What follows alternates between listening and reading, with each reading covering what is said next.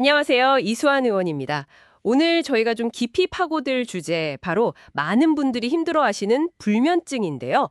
다신께서 보내주신 자료들 보면서 그 원인부터 해서 또 안면혈이나 삼음교혈 지압 같은 거 있잖아요. 그런 자가치유법까지 한번 자세히 알아보겠습니다. 진짜 잠 못 자는 밤이 계속되면 얼마나 힘든지 아마 겪어보신 분들 많으실 거예요. 자료 보니까 우리나라 인구 4명 중 1명이 제대로 잠을 못 자고 또 그중 상당수가 만성 불면증이라고 하더라고요. 이게 정말 심각한 문제 같아요. 네, 맞습니다. 그래서 이번 시간에는 일단 자료에서 불면증을 어떻게 정의하는지 그걸 먼저 좀 명확히 하고요. 그리고 특히 흥미로운 게 체질별로 원인이 또 다르다고 하잖아요. 그 부분을 좀 집중적으로 파헤쳐 볼까 합니다. 더 나아가서는 이제 일상에서 해볼 수 있는 대처법이나 혈자리 지압법까지 정말 당신의 숙면에 좀 실질적인 도움이 될 만한 정보들 그런 걸 찾아보려고 해요. 좋습니다. 그럼 그 자료에서 말하는 불면증 정의부터 좀 자세히 볼까요?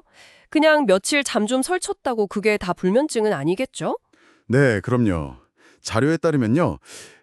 잠자리에 누워서 한 15분 그 이상 뒤척이는데 잠이 안 오거나 혹은 자다가 중간에 깨서 다시 잠들기가 너무 힘들거나 아니면 너무 새벽 일찍 깨버리는 경우도 있고요. 심지어는 뭐 8시간을 충분히 잔 것 같은데도 아침에 일어났을 때 전혀 개운하지 않다. 피곤하다 이런 상태가 일주일에 한 두세 번 이상 나타나고 그게 또 2달 넘게 쭉 지속될 때 이제 의학적으로 불면증을 의심해 볼 수 있다. 이렇게 설명하거든요. 그러니까 단순히 잠드는 시간 문제가 아니라 그 수면의 질까지 다 보는 거죠. 듣고 보니까 쇠가tum가 부담되는 분들 꽤 많으실 것 같아요. 근데 아까 말씀하신 것 중에 그 자료에서 정말 재밌게 본 게 불면증 원인이 사람마다 특히 그 타고난 체질 있잖아요. 그거에 따라 다를 수 있다는 점이었어요. 네, 바로 그게 핵심입니다, 사실은. 자료를 보면 예를 들어서 소양인 체질이신 분들은 주로 일에 너무 몰두하거나 스트레스를 많이 받아서 몸 안에 화가 쌓였을 때 여기서 화라는 게 그냥 막 성내는 화가 아니라 뭐랄까 내적인 흥분 상태나 염증성 열감 같은 거거든요. 그런 게 쌓이면 잠 못 이루는 경우가 많다고 해요. 이때 입이 좀 마르거나 변비 같은 게 같이 오기도 하고요. 반면에 태음인 같은 경우는 좀 생각이나 걱정이 너무 많을 때 그럴 때 이제 기혈순환이 좀 막히면서 가슴이 답답하거나 두근거리는 느낌? 그러면서 불면증이 오기 쉽다고 하고요. 또 소음인 체질은 잘 아시다시피 몸이 좀 차거나 소화 기능이 약한 경우가 많잖아요. 그래서 자기 전에 뭘 좀 많이 먹거나 과식했을 때 속이 불편해서 잠들기 어려운 경우가 많다고 네, 그렇게 지적하고 있습니다. 와, 그냥 잠 안 온다 이렇게만 생각했는데 그 뒤에 이렇게 체질별로 다른 이야기가 숨어 있었네요. 그러니까 원인이 다르니까 당연히 해결책도 다 달라야겠군요. 정확합니다. 그래서 맞춤 접근이 중요해요. 자료에서도 그런 점을 강조하는데 예를 들어 이수환 의원 같은 전문 한의원에서는 바로 이런 개인차에 주목하거든요. 환자분의 체질, 또 현재 나타나는 증상, 생활 습관까지 아주 면밀히 파악한 다음에 뭐 한약 처방이나 침 치료 같은 한방 요법이랑 생활 습관 지도까지 같이 병행하는 거죠. 식단 조절이라든지 수면 환경 개선이라든지 이런 통합적인 접근을 해야 근본 원인을 잡을 수 있다고 보는 겁니다. 네. 확실히 전문가의 도움이 필요할 때가 있겠네요. 그리고 일상에서 스스로 해볼 만한 방법들도 있었죠? 자료에 보니까. 네, 그렇습니다. 뭐 예를 들면 낮 시간에 햇볕 좀 쬐면서 한 30분 이상 가볍게 땀 흘리는 운동. 이게 생체 리듬 조절에 좋다고 하고요. 또 잠들기 한두 시간 전에 너무 뜨겁지 않게 따뜻한 물로 샤워하거나 반신욕하는 것도 긴장 푸는 데 도움이 돼서 잠드는 데 좋다고 자료는 제안하고 있어요. 아, 그 지압법. 저도 봤어요. 잠 안 올 때 바로 해볼 수 있는 거. 귀 뒤쪽 움푹 들어간 곳 누르는 거요. 안면혈이라고 하던데요. 네, 맞아요. 안면혈. 그게 마음을 좀 안정시키고 수면을 도와주는 대표적인 혈자리 중 하나로 알려져 있죠.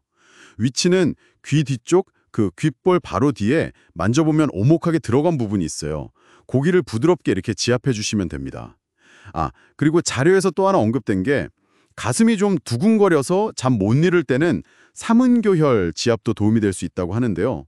이 삼은교혈은 보통 발목 안쪽, 복사뼈 있죠? 거기서 손가락 한 4마디 정도 위로 올라가면 정강이뼈 바로 뒤쪽으로 오목한 지점이 있어요. 거기를 지그시 눌러주는 거죠. 차 마시는 것도 있었어요. 산조인이라고. 그 야생 대추씨. 그걸 볶아서 차로 마시면 좋다고. 마음 진정시키고 화를 내려준다고 하던데요. 네, 산조인. 신경 안정 효과가 있어서 불면증에 정말 많이 쓰는 약재 중 하나예요. 다만 여기서도 또 체질을 좀 봐야 하는데요. 자료에 따르면 산조인이 약간 따뜻한 성질을 가지고 있어서요. 무이 좀 차가운 소음인보다는 오히려 몸에 열이 좀 많거나 생각이 많은 태음인, 소양인에게 좀 더 잘 맞을 수 있다고 해요. 그러니까 모든 사람한테 다 똑같이 좋은 건 아니니까 이 점은 좀 주의가 필요하겠죠. 네, 오늘 저희가 당신께서 보내주신 자료들 덕분에 이 불면증이라는 게 정말 흔한 문제구나, 그리고 그 원인이 체질 따라서 이렇게 다양할 수 있구나 하는 걸 좀 깊이 알게 된 것 같아요. 그리고 또 운동이나 샤워, 안면혈, 삼음교혈 지압, 산조인차 같은 이런 일상적인 관리법들이 숙면에 도움을 줄 수 있다는 것도 확인했고요. 네, 맞습니다. 이런 자가관리법들도 분명히 이용하지만 만약에 불면증이 너무 심해서 일상생활에 큰 지장을 줄 정도다. 그러면 근본적인 원인을 찾고 거기에 맞는 해결책을 찾는 게 정말 중요합니다. 아까도 이야기 나눴지만 이시환영 같은 전문 의료기관에서는 개인의 체질이나 구체적인 증상에 맞춰서 훨씬 더 체계적인 진단과 치료 계획을 세우는 데 도움을 드릴 수 있거든요. 그러니까 혼자 너무 힘들어하지 마시고 전문가와 한번 상담해 보시는 걸 권해드립니다. 네, 오늘 이야기 나눈 것들을 바탕으로 마지막으로 한 가지 질문을 던져보고 싶어요. 어쩌면 잠 못 드는 밤이라는 게요, 당신의 몸이 당신의 일상이나 마음에 대해서 뭔가 다른 중요한 신호를 보내고 있는 건 아닐까요? 그러니까 단순히 잠드는 기술을 찾는 걸 넘어서 내 몸이 보내는 그 신호의 진짜 의미가 뭘까? 거기에 한번 귀 기울여 보는 건 어떨지, 네, 한번 생각해 보시면 좋겠습니다.